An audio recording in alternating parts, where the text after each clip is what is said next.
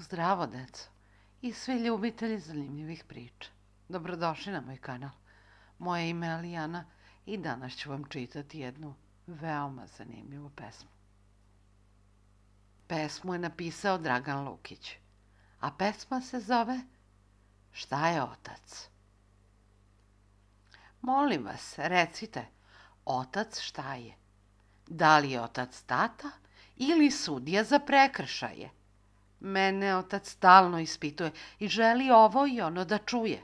I kad sam u školu pošla i kad sam iz škole došla i zašto je ovo ovako i zašto je ono onako i zašto je ovo ovde, zašto ono nije onde.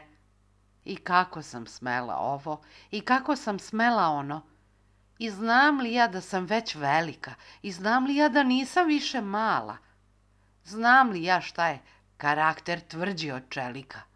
I znam li ja pošto je šnala i zašto nisam mislila i kako nisam pazila i šta sam opet zgazila. I kako i zašto i smem li i znam li. Pa zato pitam otac šta je. Da li je otac tata ili sudija za prekršaje? Ovo je jedna pesma o tatama, ali ja ne mislim da su oni toliko strogi. Mislim da nam čak i mnogo popuštaju. Hvala vam što ste i danas slušali pesmu koju sam vam čitala. Obavezno me zapratite, ako vam se svideo ovaj video, zasvidite ga. Pratite me i na Instagramu i Facebooku, jer tamo najavljujem priče i vesti koje su vezane za moj kanal.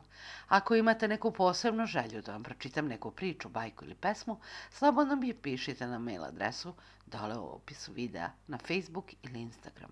Do sledeće priče, budite mi dobri. Zdravo!